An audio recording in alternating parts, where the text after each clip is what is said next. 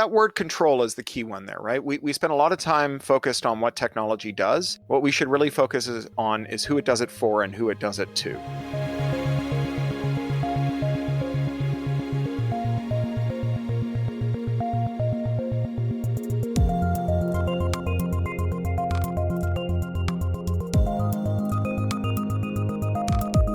Hello and welcome to Tech Won't Save Us, a podcast that knows we need to take on the power of the tech giants before we can build a better future of technology. I'm your host, Marx, and today I'm joined by Cory Doctorow. Cory is a science fiction author, activist, and journalist. His most recent book, How to Destroy Surveillance Capitalism, is available for free on 10. You can find a link in the show notes. His new fiction book, Attack Surface, comes out on October 13th. And Cory's actually running a Kickstarter right now where you can pre-order a digital or audio version. And you can also go to pluralistic.net where you can find Cory's daily blog. Today on the show, we talk about how we shouldn't see the sales copy of the tech giants and what their PR firms put out as an accurate reflection of what they can actually do. And that if we ever really want to address the problems that come with big tech, we need to break it up and take on its power. This is a really insightful interview, and I think you're really going to enjoy it. If you like our conversation, please leave a 5-star review on Apple Podcasts, and make sure to share it with any friends or colleagues who you think would enjoy it. And if you want to support the work that I put into making the show possible, you can go to patreon.com/techwon'tsave-us and become a supporter. Enjoy the conversation. Cory, welcome to Tech Won't Save Us. Thank you very much. It's a pleasure to be on. It's great to speak with you. In the book, you outline how you see technology through the lenses of idealism and materialism. And so I was wondering if you could start by explaining those two concepts and how they help you to understand surveillance capitalism, but also to kind of arrive at your broader perspective on what's happening with technology in this moment. Well, I guess, there's a prevailing story around the world today that the reason that people seem so unreasonable, and of course, what constitutes unreasonable is highly idiosyncratic, but the reason the people who disagree with you are so unreasonable is because something has happened to them with tech. Tech has put them in a filter bubble. Tech has allowed them to be manipulated by unethical people who figured out how to worm their way past their critical defenses and get them to believe things that would otherwise be outlandish.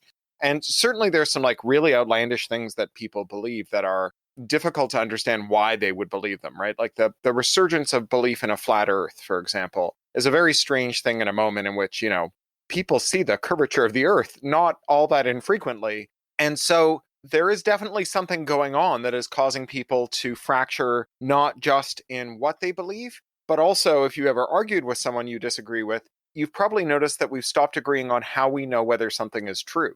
Right? You might say, well, look at this scientific study. And they'll say, that scientific study is bogus. It's corrupt. I don't believe in that kind of study or in studies altogether or what have you.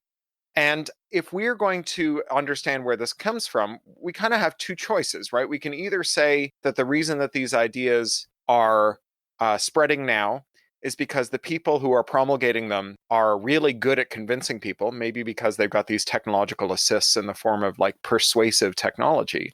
Or there's a material explanation that something has changed in the lives of the people that makes explanations about conspiracies seem more plausible. And the idealistic explanation, it breaks down into two possibilities. One is that we've got these gifted once-in-a-generation orators who have figured out how to convince people about the flat earth just through the sheer power of their rhetoric. And I think that's definitely not true. If you tune into flat earth podcasts or eugenics podcasts or anti-vax podcasts, they're clearly very sincere in their belief and very alarmed and what have you, but they're not fantastic speakers, right? This is not the Gettysburg Address. Alex Jones is not an incredible speaker.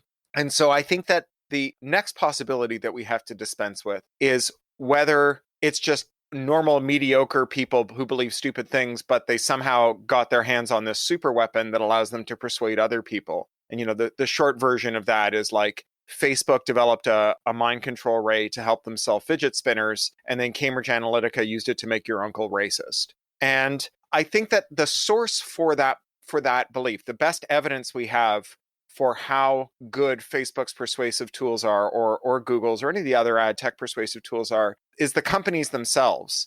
And it's not by and large like peer-reviewed research out of their R&D departments. It's their marketing claims, right? When they sit down with a potential advertiser, they say, if you just trust us and give us your money, we will sell the heck out of whatever it is you need to sell, whether that advertiser is a politician or someone selling fidget spinners or refrigerators or whatever. And sales bump is not a very reliable source of information historically. There's a kind of self-interest in padding the ledger there and overstating the case. And where there's like some peer-reviewed stuff, it's pretty thin. Like a lot of people will point to Facebook did this study where they showed that by intervening in like 20 million people's Facebook feeds, they managed to get a couple 100,000 more of them than they expected to go out and vote on election day a couple of years ago. And they say, well, look at this, this is evidence that Facebook can really make a difference. And it's true that a couple 100,000 votes in a tight election, it's an important number, right? That can sway the election. But we're talking about less than 0.5% effect size. This is a very small persuasive effect. It's not the kind of thing that tips over QAnon into a mass movement. It's instead something that, has to be wielded like a scalpel to make differences when everything hangs in the balance, when then there's a very slim margin of opportunity. And so then we come to the material possibility that maybe something changed in the world that makes conspiracism plausible. And this is where I come down, no surprise. And I think that what's happened in the world is that we have more conspiracies. And the conspiracies that we have more of, usually we just call them corruption, right? Like we have more instances in which industries are really concentrated and they do stupid things that are harmful. And the regulator says, it seems okay to me. And they let them get away with it.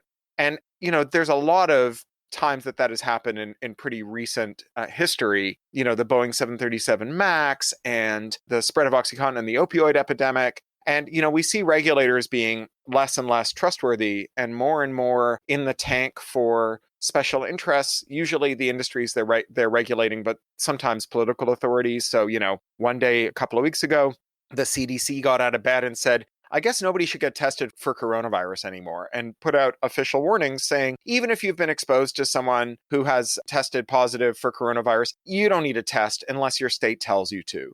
And that's like clearly stupid advice. And all the epidemiologists who weren't trying to do things that were politically favored by the administration said, this is really bad practice and you're going to murder people with it.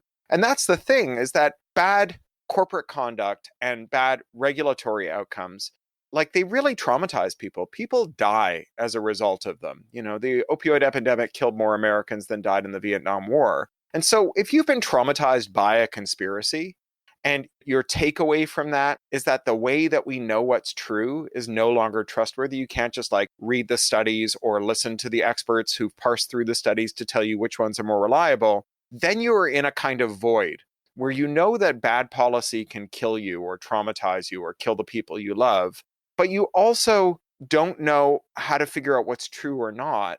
And so what you end up doing is just listening to people who sound like they know what they're talking about.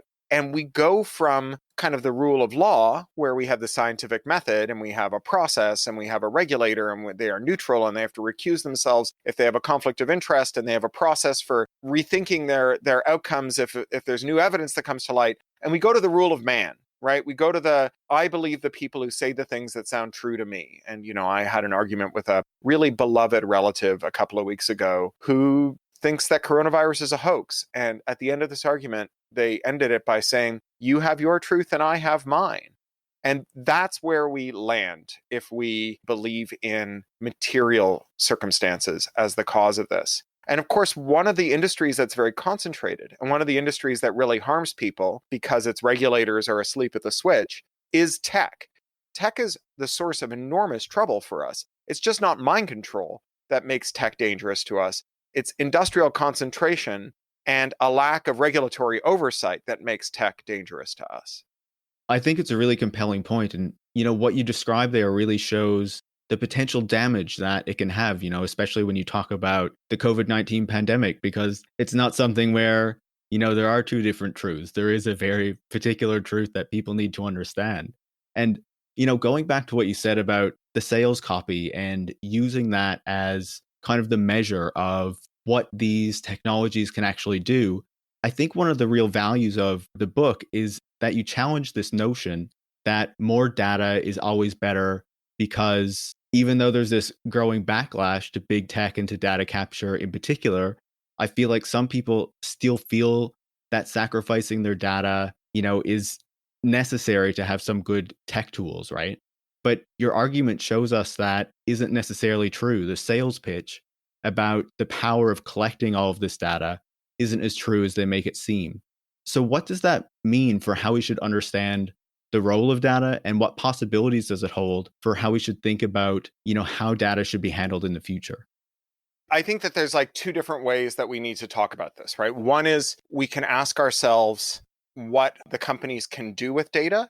And the other is we can ask ourselves, how can the data be used to harm us? And they're two separate questions, although they're related, right? If it turns out that the companies can do something really, really fantastic for all of us with the data and the harms are pretty minor, we might decide that some harm is worth it.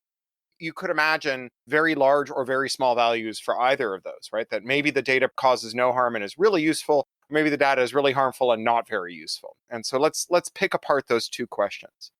So what can data do for companies?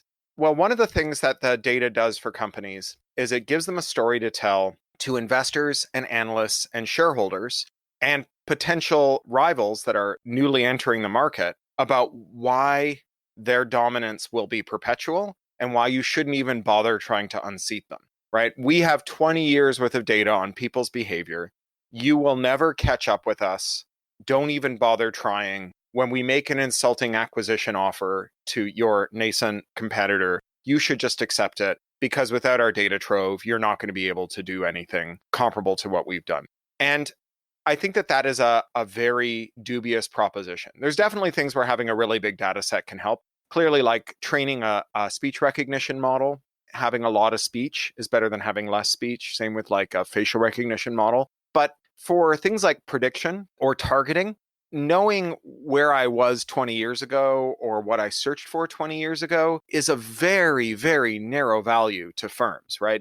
Maybe if I bought a roof 20 years ago and that roofs wear out about every 20 years, that's like one sales lead you can generate out of a 20-year-old data set. But for the most part, that data gets really stale really quickly. And remember that, what machine learning is, what statistical inference is a way of telling you what things used to be like in case they are still like that.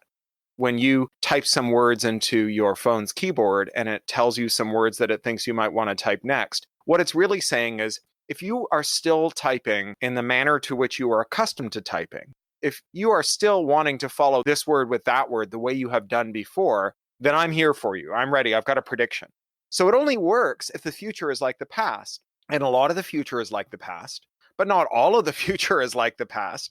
And certainly the further back you go, the less the present moment is comparable to it, the less insight you have into the present moment.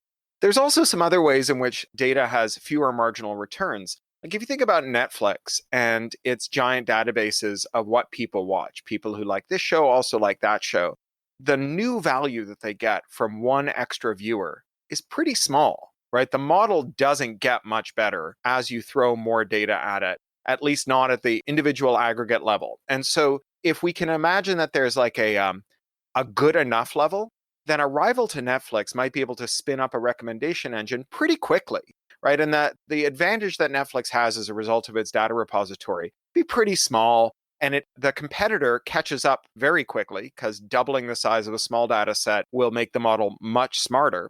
But adding, 1,000 data points to a very large data set will do very little except waste a lot of electricity and compute time while you retrain your model with it. So it's again of a pretty marginal utility. So then let's ask about the harms that can arise from it. Well, one of the things that old data can do is be a form of compromise. If 15 years ago you were searching for information about how to buy MDMA on the dark web, and now you're running for office, that's not going to help anybody sell you anything, but it might help your political opponents destroy your life. That's the kind of thing where you can imagine all kinds of harms accruing, and where the harm is effectively unbounded, because it might be 15 years from now that the fact that you were standing next to someone who next week is arrested for being a terrorist is the thing that puts you under suspicion of being a terrorist too. And so we really can't predict all the ways in which data can harm you. And the bigger the repository of data that you don't control, the more ways there are for false positives to emerge from it, or even true positives, things that are embarrassing or compromising in retrospect. As Cardinal Richelieu said, if you give me 6 lines in the hands of an honest man, I will find in them a reason to hang him, right? With a big enough data set, you can always find some algorithmic basis for suspicion and guilt. And then there's, the ways that states can harm you or that firms can harm you by going through that data and using that to attack dissident movements, in retrospect. If we see that, for example, being a member of Black Lives Matter becomes, as Trump has said that he wants it to be, although he, let's be clear, doesn't have the authority to do this, if it becomes branded a terrorist group and membership in it is a federal crime, then, having those facts retained in third-party databases that you don't control really puts you in harm's way legally as well. So I think that the answer to how much value do we get out of data and how much risk does data create is data that's older than pretty recent data doesn't generate a lot of value. And data that is older than pretty recent data does generate a lot of harms. And so on balance, there shouldn't be a lot of data gathered and there shouldn't be a lot of data retained. You're talking about how data isn't as powerful as it's often made out to be, right? And as a lot of people understand it to be, because a lot of people really do think that Facebook has, I think it's fair to say, a lot more power and a lot more capability than they might necessarily have, or that they have this power for a different reason than what they might actually.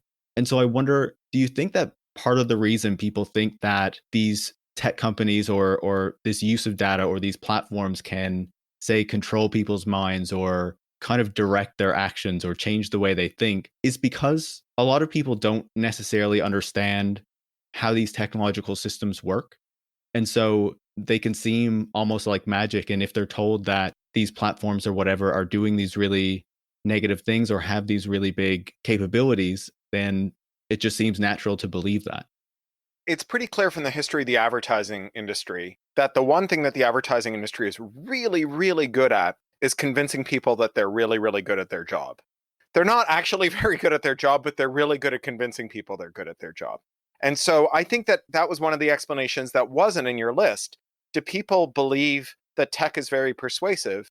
Because tech is fundamentally run by a bunch of people whose job it is to convince us that they're very persuasive, because then advertisers will give them money, right? If you look at like the academic literature, for example, on behavioral versus context ads in online advertising conversions, right? That's like, how often will someone click an ad if you generate the ad or choose the ad by spying on them for years and years and building these giant dossiers and trying to figure out exactly what ad to show them, versus how often will people click an ad if you just look at the article and check to make sure that the product that you're advertising is both relevant to the article and available for sale in the country that the user is in, and show them that ad, right? And the difference is very small, very, very small. And when you take out all the money that you have to spend spying on people, you actually make more money from those context ads.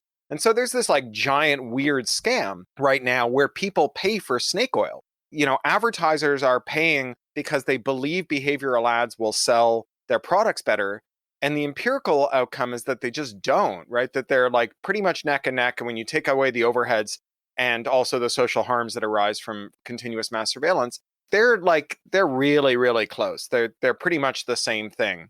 And, it's not unusual for there to be multi-billion-dollar industries that rich, powerful people spend money on that are totally useless, right? Hedge funds underperform like index funds, right? If you're a billionaire who's just given $100 million to a hedge fund to invest for you, you are almost certainly going to make less money than if you put it in the same Vanguard fund that my 401k is in. And, there's trillions of dollars under management in hedge funds. The fact that industry spends a lot of money on something doesn't tell you that it works very well. At the same time, I think that we have a very foreclosed imagination right now about what we can expect of firms, what we can demand of firms, and how firms should be regulated. We're in the tail end of a 40-year-long experiment of not enforcing antitrust law. 40 years ago, our American antitrust law was hijacked by a group of academic economists from the University of Chicago who are like ultra free market, no intervention types. And they have gone to enormous lengths to convince judges and lawmakers that we just shouldn't enforce anti-monopoly laws.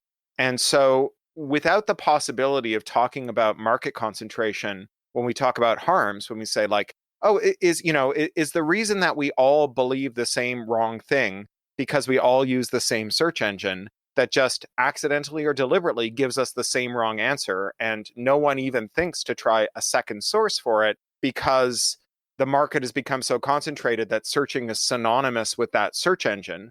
And if that's the case, well, then maybe the answer is to just try a different framework for solving the problem, right? Rather than making the companies surrender their mind control rays, maybe we just need to enforce some diversity in the market. And because that's not really on the menu, people are left trying to figure out how to solve the problem using tools that are not made for the job. It's like we're in this car, and 40 years ago, Ronald Reagan ripped out the steering wheel and threw it out the window. And we are trying to get that car to stay on the road, but we don't have a steering wheel. And in fact, we've forgotten that we have a steering wheel. So now we have this argument about like, would it be easier to steer the car using the windshield wipers or the turn signals?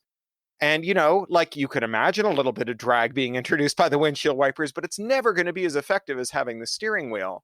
And so, given this impoverished discourse that we have about what firms owe the public and what states can do to bring firms to heel, we are left with these ever more outlandish explanations about firms being like superhumanly good at what they do rather than being completely banal, mediocre monopolists, no different in spirit to Rockefeller or any of the other monopolists, Mellon or whoever, that now live on in infamy for their misdeeds in the Gilded Age.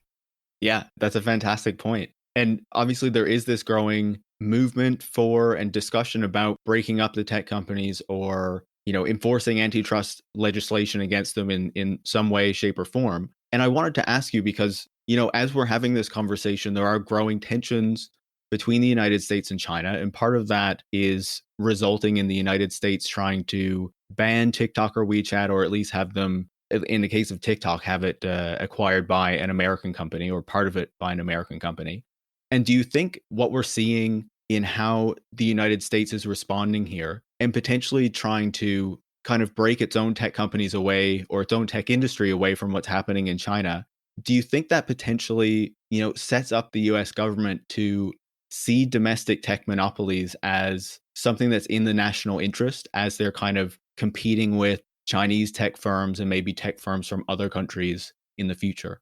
Yeah, the term for what you're talking about in the discourse is national champions. You hear this a lot in Europe, where they talk about how Finland had Nokia and they had Ericsson in Sweden and, BT in the UK and so on. And the problem is that firms that don't face competitors don't build great technology. They succeed in spite of the failings in their technology. Facebook is a company, for example, that doesn't have users, it has hostages. And so when your industry is like lazy and sloppy and stupid and not well disciplined by competition, when users don't have any choice, that doesn't make for a great national champion. And one of the lessons of the various pro-competitive actions that were taken against AT&T is that they improved American competitiveness. It wasn't until the Carter phone decision that AT&T was forced to allow third parties to make devices to connect to the phone network, to the RJ11 plug in your wall. That's how we got modems, right? America was not made stronger by AT&T suppressing the growth of digital communication in order to ensure that it could continue its monopoly over telecoms.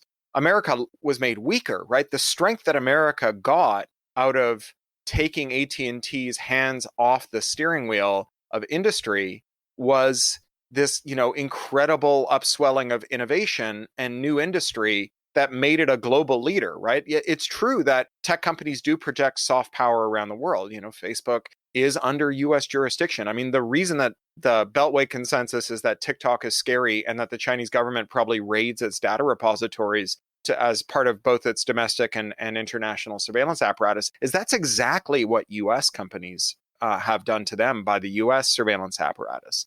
So they assume that the Chinese do exactly the same thing that the Americans do with their tech giants. And, you can see that the problems that they worry about are the product of the distortion of deputizing these firms to be an arm of the state. So, why do we worry about TikTok surveillance? Well, because we have laws that make it a felony to reverse engineer TikTok and make your own third-party TikTok client that allow you to use TikTok without giving up all of your privacy, right? The Computer Fraud and Abuse Act, Section 1201 of the Digital Millennium Copyright Act, and so on.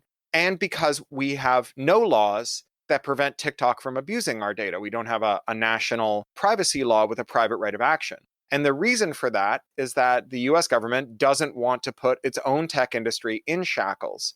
And so it's, having foreclosed on the possibility of allowing us as technology users to have technological self-determination, to decide which tools we use, how we'll use them, and what they'll do for us. They then have to say, okay, well, if we're going to force people to have these undesirable anti-features in the technology in their lives, to defend them against having those undesirable anti-features being wielded against them by a foreign power we don't like, our only option is to expropriate that tech company from its Chinese owners and transfer it to American owners. But I am as alarmed and disgusted at the thought of my 12-year-old, who is a very ardent TikTok user, being spied on by Microsoft and having that data hoovered up by the NSA or the FBI or, any local deputy dog who's part of a fusion center, as I am about the People's Liberation Army getting their hands on that data. In fact, I'm more alarmed because there's very little that the PLA wants to do to me. I don't represent much of a fly in their ointment. Whereas I'm a political activist who's not a citizen, who lives in the United States. And, there's a long history of that being a very fraught proposition. And so I would very much like to have not a TikTok that is under US control that spies on us, but a TikTok that doesn't spy on us. Sticking with the kind of national security point for a minute, I wonder if part of the reason that, the United States doesn't want people to be able to kind of choose the tech tools that they're using and just have to use the ones that are offered by these major monopolies is because even though the book critiques surveillance capitalism, the United States still does benefit from having all these tech tools to surveil its population, right? In the book, you talk about how the East German Stasi recruited 1 in 60 people to serve as informants. But in the United States, they don't need to do that because they have these tech tools, right? And even after 9/11, there was a proposal called Operation Tips that would have had up to 1 in 24 Americans working as informants. But, that really wasn't necessary with the NSA, right? So do you think that with the ability of these companies to provide these tools for the government and their increasing willingness to do so, that also kind of will make it more difficult to force the United States government to take these antitrust actions, especially when, the United States does have generally a quite unresponsive and corrupt political system?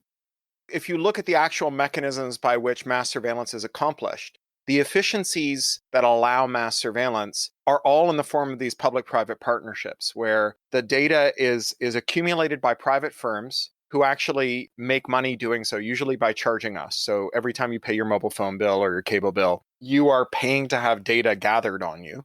And then it is rated by the state. And when I go and I talk in the Silicon Valley about surveillance and privacy, it's not uncommon for the people in the room, engineers who work for tech firms, to say, look, Google just wants my data to customize ads and improve their products. And I don't mind relevant ads and I want better products, so I'm okay with it. But the NSA, I don't trust those guys at all. Those guys are like all the people who weren't smart enough to get jobs working at Google. And then I go and I speak at West Point or in the Beltway, and those people say, look, Uncle Sam knows everything about me. I've got security clearance. I had to go to the Office of Personnel Management and tell them about, my mom's heroin habit and the fact that my brother is gay and in the closet and whatever, so that they knew that I couldn't be blackmailed. They knew all the secrets. And so I don't have any secrets from Uncle Sam, but Google, all those guys care about is money. And if they could make a dime selling out their own mother, they would. And so, let's keep the data in Uncle Sam's pockets, but not in Google's.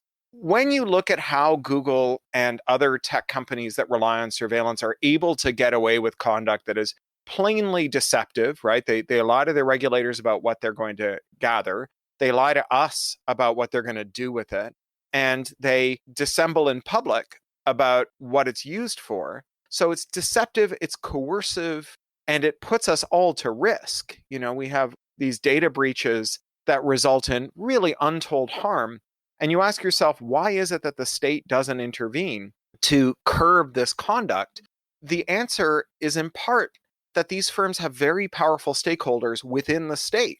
That, the reason that we don't want a facial recognition prohibition, either nationally or statewide, is that cops are using facial recognition built into smart doorbells and other video surveillance tools that private citizens are installing as a means of building out these warrantless surveillance grids. Right? The reason we don't have effective location privacy that stops apps, the MP3 converter on your phone or the beauty app that you have, is gathering your location data in real time, second by second, and feeding it to a third party who gives them some money for it. It helps them monetize their free app.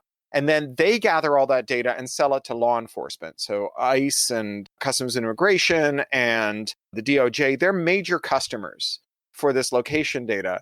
And this is a pattern that we've seen in the past. AT&T for a long time was a horrible bully that engaged in all kinds of really terrible conduct. And at every juncture where the government had the opportunity to either break up AT&T or try and make it behave itself, they went with the latter. They said, well, we're going to put you under consent decree. We're going to fine you. We're going to ban you from doing certain things.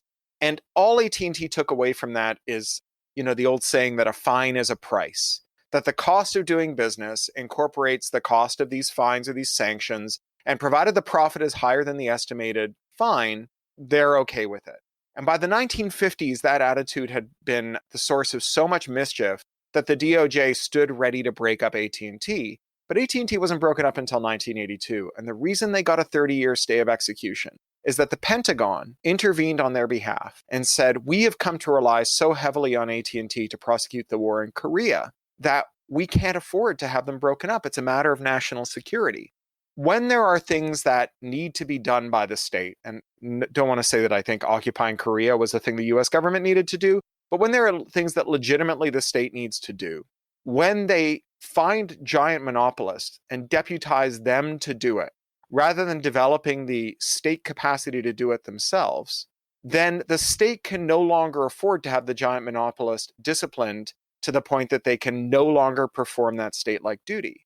We really do have this choice, right? Are we going to try and improve the tech companies, or are we going to try and improve the internet? Because if we try to solve the problems with the internet by making the tech companies better, then if we get rid of the tech companies, then the internet will get worse. I think we need to make the internet better, irrespective of what's going on with the tech companies. In the same way that I think we shouldn't fund cancer research with sin taxes on cigarettes, because cancer research shouldn't depend on people smoking. We shouldn't fix the internet by making the big tech companies cops. If we need cops for the internet, let the cops do it. Otherwise, all you do is ensure that the cops intervene to keep big tech from ever being broken up or tamed.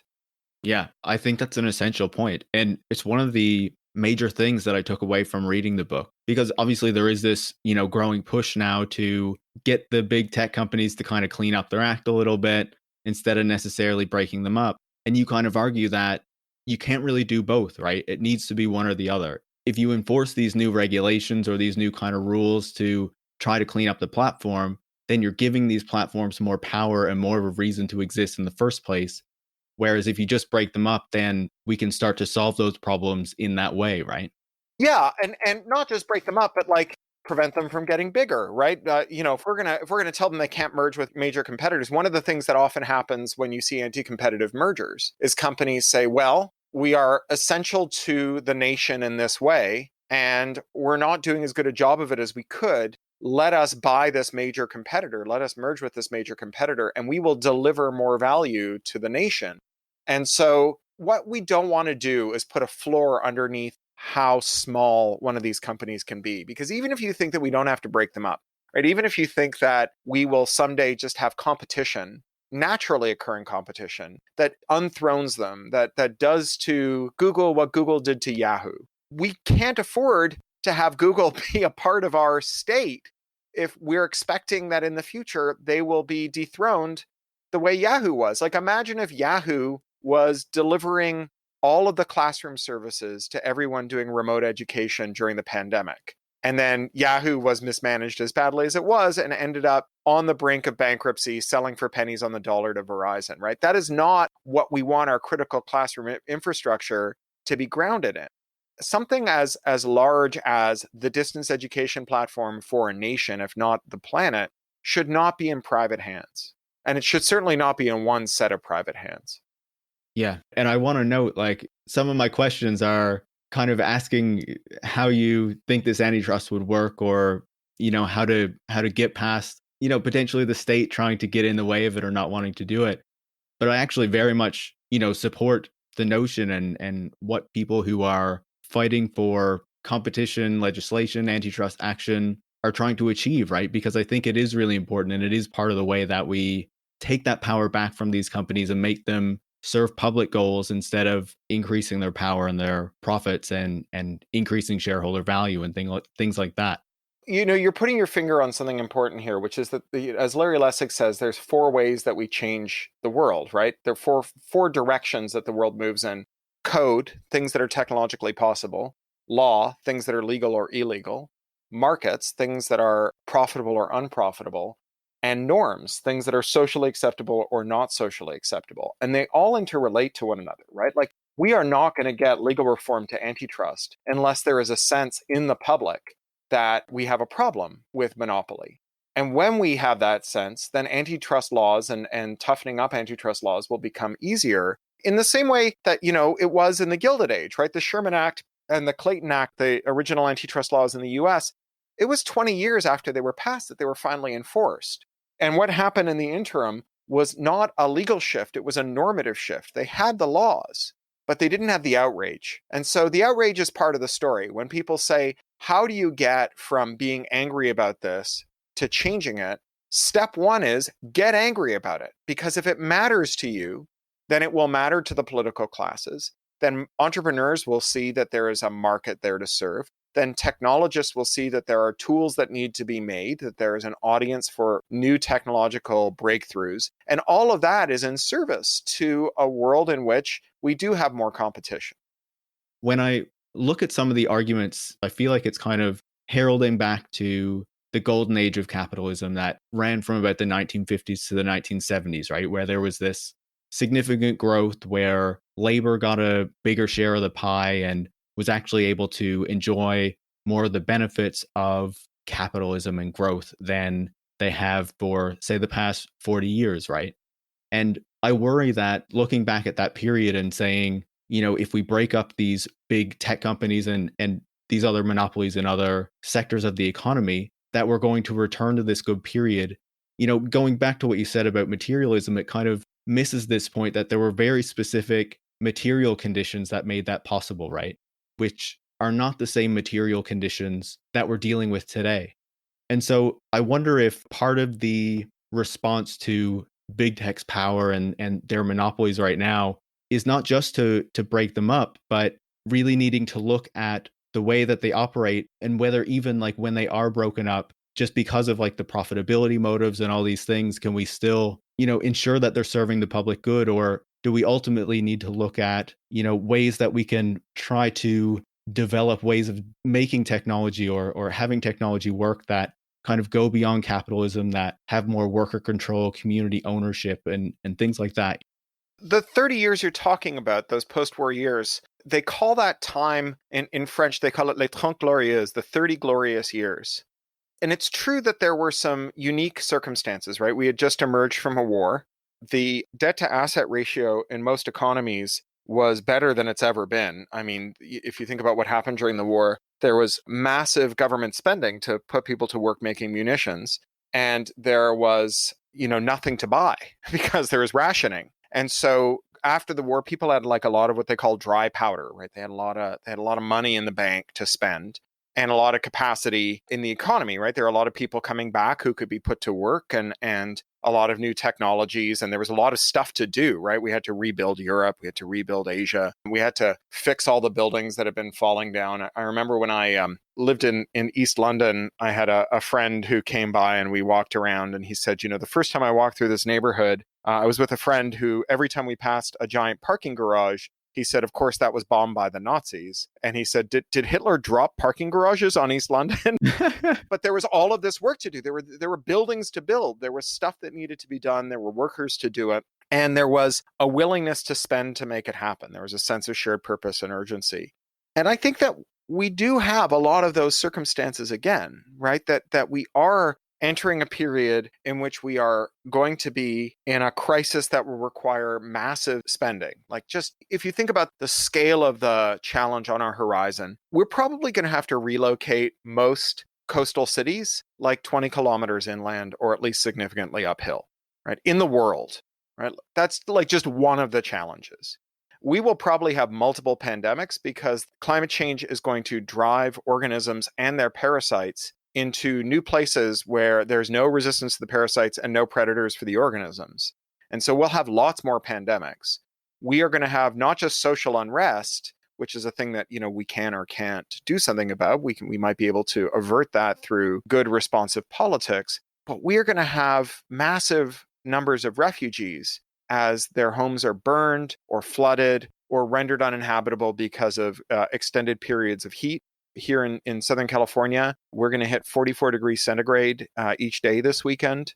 And we are going to need every single person's labor, right? We're going to have things that need doing that will consume and exceed all the available labor that we have in the world for hundreds of years. Like, I don't worry about automation-driven unemployment, not just because like self-driving cars are a fantasy cooked up by, self-puffing billionaires, but also because even if we had self-driving cars and every truck driver was put out of work, there's jobs for them, right? There's jobs for all of us. There's jobs for our kids and their kids and their kids and their kids. So we do have this. And then the other thing that we have is a need for evidence-based policy. Because, we started this off talking about corruption and how industry concentration creates corruption. And when an industry is small enough that they all fit around a single table, and when the industry is profitable enough that they have lots of excess capital that they can put to work on regulatory projects, right? Instead of making new products, they get laws or rules passed or removed in ways that are favorable to them. Then instead of doing the thing that we think is most likely to be best for our general prosperity, we do the thing that we think will be best for the shareholders of those companies. And, people look at that photo of Donald Trump with all the tech leaders sitting around that leatherette boardroom table at the top floor of Trump Tower after the election. And, they're rightly aghast at all of those people sitting down and meeting with Trump. But let's have a moment's aghastness here for the fact that all the leaders of the tech industry fit around one modest-sized leatherette table in Trump Tower. That should never be the case, right? There should be so many of them that the collective action problem of conspiracy exceeds any budget that they could throw at it, that there would always be people who would defect from whatever consensus they tried to force on us and on the policy sphere.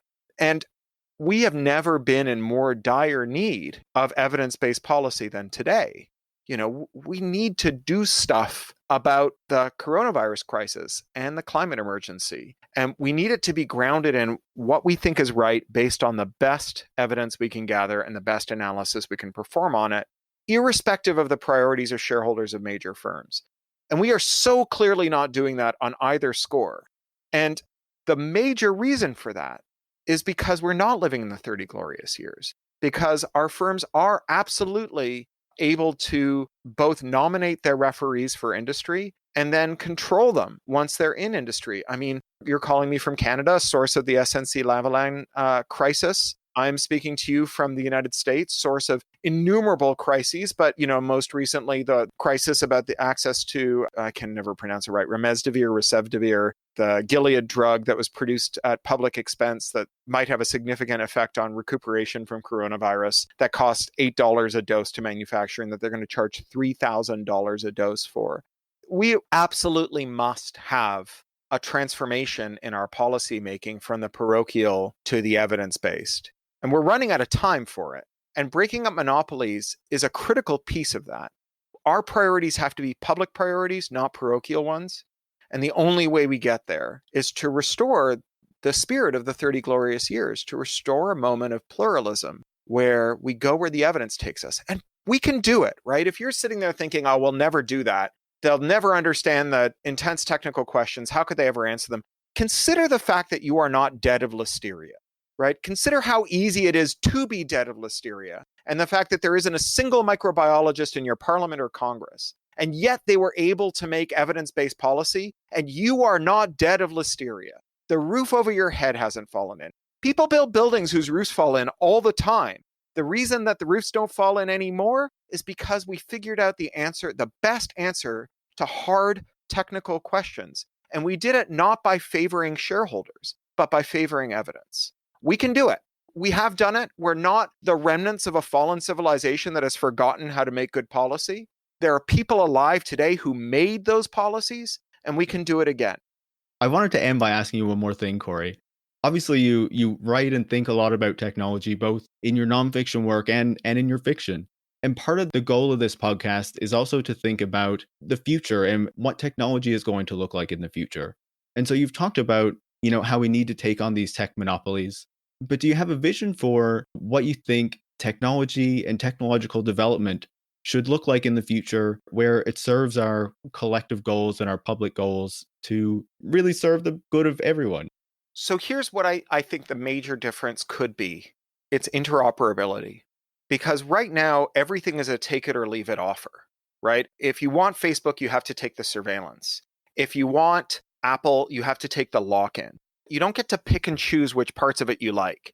And when you contrast that with the areas where we still have real interoperability, where you can modify or ask someone else to modify your tools so that they serve you rather than a firm, you can see that a different equilibrium emerges, right? I'm old enough to remember the pop-up wars when web publishers were really over a barrel. There were too many web publishers, not enough advertisers. The advertisers thought that pop-up ads would get them more clicks. And so they started to demand really obnoxious pop-up ads from the publishers. And the publishers' alternative was just not get any advertising money and go broke. And so all over the web, you had ads that would pop up and play music, and they would run away from your cursor, and they didn't have a close box, and they were just, you close them and they would spawn 12 more, and they were just disgusting. And what fixed that was interoperability. Browser vendors, starting with Opera and then Mozilla, started to put pop-up blockers in the browser that was on by default. And users just didn't see pop-up ads anymore. And when the publishers sat down with the advertisers said, you have to put pop-up ads. And the publishers said, fine, but you need to understand no one will see them because they've modified the tool, right? We don't get to control the browser they use. And they have modified the tool so they just don't see it anymore. And that's when publishers gave up on pop-up ads, or advertisers gave up on pop-up ads. When my grandmother left the Soviet Union, was a Soviet refugee, and came to Toronto, or to Halifax and then Toronto, on a displaced persons boat from Germany, she didn't see her family for 15 years, right? She was totally out of contact with them. It was a very high price to pay. The offer that the Soviet Union had was, if you want your family, you've got to stay in the Soviet Union. And they're not available to you as a la carte package. When I left the United Kingdom 5 years ago and moved to Los Angeles, I not only got to stay in touch with my family, we get on Zoom every week, but, I brought some appliances over and just bought some mains adapters and plugged them into the wall. I had such a low switching cost. I could take the parts of the UK that I liked and give up the parts that I didn't like. So what if you could make an alternate client for Facebook? Right, that allowed you to use the parts of Facebook that mattered to you and ignore the parts that didn't, or actively block the parts that didn't. Maybe aggregate your Facebook inbox with your Twitter inbox, cross-thread it with things from other rival services, put it through a privacy layer like Tor, whatever, that would just give you the power to control which parts of the service you took and which parts you didn't. We would get new equilibria, right? We would get equilibria that were oriented around users and their priorities, and not shareholders and their priorities. It's such a small change. And I feel like for a lot of people, even just thinking about that, it is so far beyond what we have right now. But you can see how that small piece of the shifting of the control could have a really significant difference in how we use and how we can use technology. Yeah, that word control is the key one there, right? We spend a lot of time focused on what technology does. What we should really focus on is who it does it for and who it does it to. Cory, I really appreciate you taking the time. Thanks so much. Thank you. Cory Doctorow is a science fiction author, activist, and journalist. His book, How to Destroy Surveillance Capitalism, is available for free on 1.0. And his new book, Attack Surface, from Tor Books, is available on October 13th. and you can get a digital or audio copy on Cory's Kickstarter. You can follow Cory Doctorow on Twitter at @Doctorow. You can also follow me, Paris Marx, at Paris Marx, and you can follow the show at Tech Won't Save Us. If you liked our conversation, please leave a 5-star review on Apple Podcasts. Thanks so much for listening.